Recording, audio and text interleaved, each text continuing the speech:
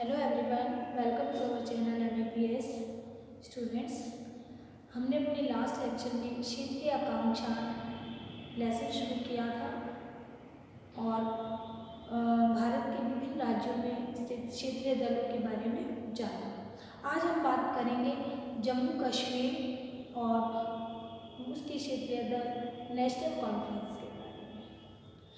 भारत के उत्तरी दिशा में अंतिम छोर पर स्थित जम्मू कश्मीर स्वतंत्रता की प्राप्ति के साथ ही भारत के लिए एक चुनौती रहा है।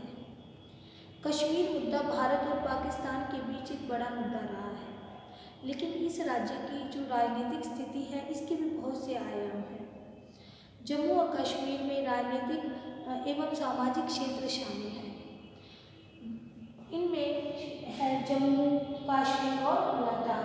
जम्मू जो 26,293 वर्ग किलोमीटर तक फैला है, ऐसे ही कश्मीर 15,853 वर्ग किलोमीटर तक फैला हुआ है और लद्दाख 59,241 वर्ग किलोमीटर तक फैला हुआ है। कश्मीर में स्थित कश्मीर की घाटी है जो वो कश्मीर का दिल माना जाता है। कश्मीरी बोले जाने वाले अधिकांश लोग मुस्लिम हैं। बहरहाल कश्मीरी भाषी लोगों में अल्पसंख्यक हिंदू हैं। जम्मू क्षेत्र है जो वहाँ पर पहाड़ी, तलहटी एवं मैदानी भाग इलाकों का मिश्रण है। यहाँ पर हिंदू, मुस्लिम, सिख यानी कई भाषाओं और धर्मों के लोग रहते हैं।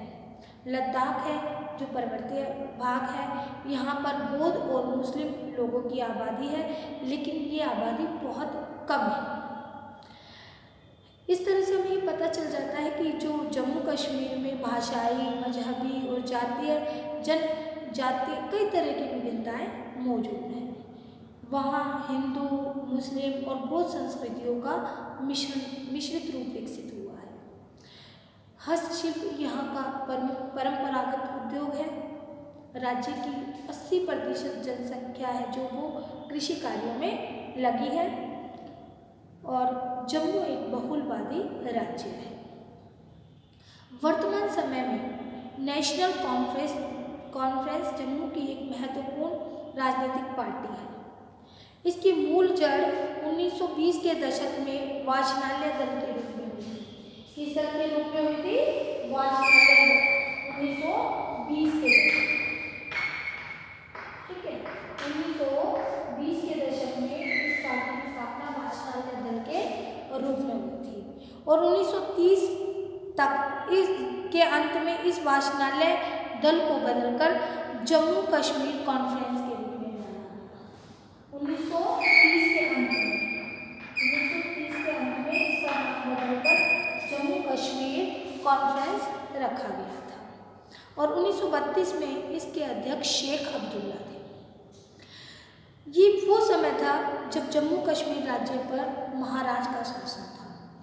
मुस्लिम कॉन्फ्रेंस का जो मुख्य उद्देश्य था वो कश्मीर घाटी में मुस्लिम लोगों के हितों की रक्षा करना था।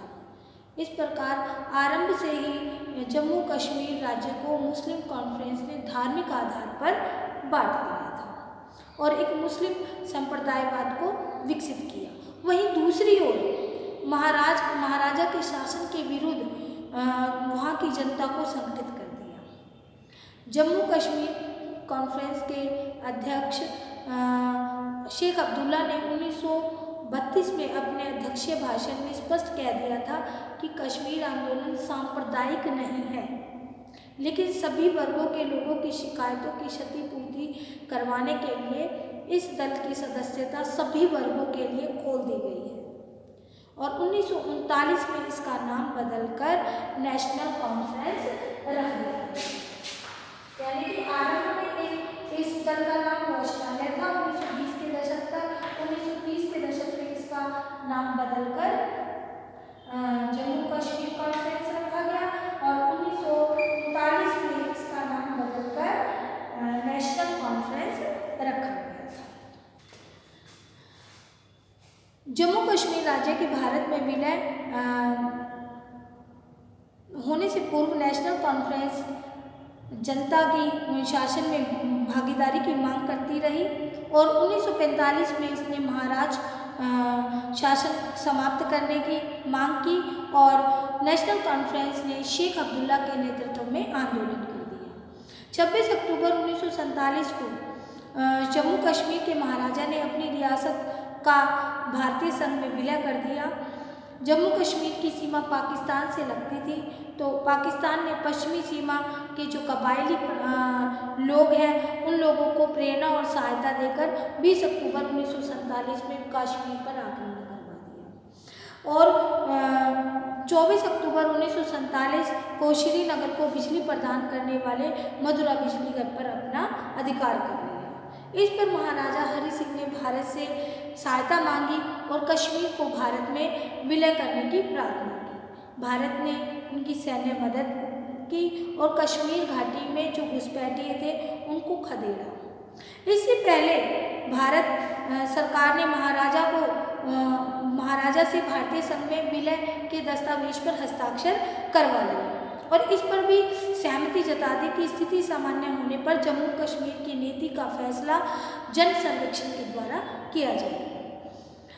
मार्च 1948 में शेख अब्दुल्ला जम्मू कश्मीर राज्य के प्रधानमंत्री बने और भारत जम्मू कश्मीर की स्वायत्तता को बनाए रखने पर सहमत हो गया था। इसे संविधान की धारा 370 का प्रावधान करके संवैधानिक दर्जा दिया गया। इस धारा 370 में क्या क्या व्यवस्थाएं की गई थी? पहली व्यवस्था थी कि जम्मू कश्मीर के लिए अपना अलग संविधान का प्रावधान स्वीकार किया गया। भारत के किसी अन्य राज्य का कोई अलग संविधान नहीं है। भारतीय संविधान की सारी व्यवस्थाएं जम्मू कश्मीर पर लागू नहीं होंगी। भारतीय संसद का बनाया हुआ कानून वहाँ उसी समय लागू होगा जब वहाँ की सरकार या विधान पालिका इससे सहमत होगी। राज्य के अध्यक्ष को सदर रियासत का दर्जा देने और मुख्यमंत्री को प्रधानमंत्री का दर्जा देने का यानी कि उन्हें पद नाम दिया गया। यह भी आश्वासन दिया गया कि स्थिति सामान्य होने पर जम्मू कश्मीर में जनमत संग्रह करवाया जाएगा और इस जनमत संग्रह के आधार पर जम्मू कश्मीर के भविष्य का अंतिम निर्णय होगा। यानी आपको धारा 370 की विशेषताएं ध्यान से समझनी है। क्या क्या व्यवस्था की गई थी कि जम्मू कश्मीर का अपना अलग संविधान होगा, ठीक है। जब भारतीय संविधान की जितनी भी व्यवस्थाएं हैं वो जम्मू कश्मीर पर लागू नहीं होंगी। भारतीय संसद का बनाया गया कानून वहाँ उस समय लागू होगा जब वहाँ की सरकार या विधान पालिका इससे सहमत होगी। राज्य के अध्यक्ष को सदर रियासत का नाम दिया गया और मुख्यमंत्री को प्रधानमंत्री का नाम दिया गया। और ये भी आश्वासन दिया गया था कि जब यहाँ की स्थिति सामान्य हो जाएगी तो यहाँ पर जनमत सर्वेक्षण कराया जाएगा, यानी लोग वोट जिससे आप अपनी साधारण भाषा में बोलते हैं इलेक्शन कराए जाएंगे और फिर उसी के आधार पर जम्मू कश्मीर के भविष्य का निर्णय होगा, ठीक है। इस प्रकार जम्मू कश्मीर एकमात्र ऐसा राज्य बना जिसका अपना अलग संविधान था। अब बात करते हैं बाहरी और आंतरिक की बात करें कि बाहरी और आंतरिक की बात करें। उसी समय से ही जम्मू और कश्मीर की राजनीति विवादग्रस्त रही और संघर्ष युक्त रही थी। इसे बाहरी और आंतरिक इसके दोनों कारण थे। बाहरी कारण क्या था? कश्मीर समस्या एक कारण। जो कश्मीर की समस्या है वो पाकिस्तान के रवैये के कारण है। उसने हमेशा ये दावा किया है कि जो कश्मीर की घाटी है वो पाकिस्तान का हिस्सा होना चाहिए।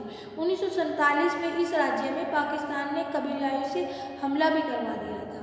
इसके परिणाम स्वरूप राज्य का एक हिस्सा पाकिस्तान नियंत्रण में चला गया। भारत ने यह भी दावा किया कि भाई ये अवैध अधिग्रहण है। पाकिस्तान ने इस क्षेत्र को आज़ाद कश्मीर कह दिया।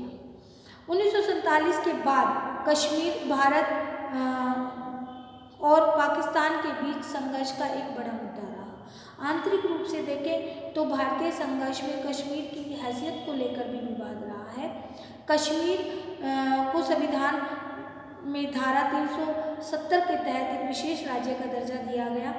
इस विशेष दर्जा दिया गया। इस संदर्भ में लोगों का एक समूह मानता है कि इस राज्य को धारा 370 के तहत विशेष दर्जा देने से ये भारत से पूरी तरह से नहीं जुड़ पाया है और ये समूह ये मानता है कि धारा 370 को समाप्त कर देना चाहिए और जम्मू कश्मीर को अन्य राज्य की तरह होना चाहिए। जबकि दूसरा वर्ग जिसमें ज़्यादा कश्मीरी हैं वो ये दावा करता है कि राज्य को दी गई वर्तमान स्वायत्तता पर्याप्त नहीं है। कश्मीरी वर्ग जो है, कश्मीर का एक वर्ग है जिसने 3 शिकायतें उठाई थी। कौन सी थी वो? उन्होंने भारत सरकार से वादा किया कि कबायली घुसपैठियों से निपटने के बाद जब ये स्थिति सामान्य हो जाएगी तो वह भारत संघ में विलय करने के मुद्दे पर जनमत संग्रह करवाया जाएगा। वो अभी तक पूरा नहीं किया गया। यानी कि भारत सरकार ने वादा किया था ना कि जब घुसपैठियों से निपटने के बाद स्थिति सामान्य होगी तो जनमत संग्रह कराया जाएगा, उसके बाद ही जम्मू कश्मीर का जो भविष्य है वो भविष्य का निर्णय लिया जाएगा। और दूसरा उन्होंने शिकायत की कि धारा 370 के अंतर्गत विशेष दर्जा पूरी तरह से अमल में नहीं लाया गया है। इसमें स्वायत्तता की बहाली अथवा राज्य को अधिक स्वायत्तता देने की मांग उठी थी। तीसरा, भारत के बाकी हिस्सों में जिस तरह लोकतंत्र पर अमल होता है उस तरह का संस्थागत लोकतांत्रिक बर्ताव जम्मू कश्मीर के साथ नहीं होता। ये 3 समस्याएं दूसरे वर्ग ने, कश्मीर के एक वर्ग ने उठाई थी। ठीक है, आज जो जम्मू कश्मीर को धारा 370 के अंतर्गत जो विशेष दर्जा मिला हुआ था वो समाप्त हो गया है। उसके बारे में हम अपने नेक्स्ट लेक्चर में बात करेंगे। आई होप आज का टॉपिक आपको अच्छी तरह से समझ में आ गया।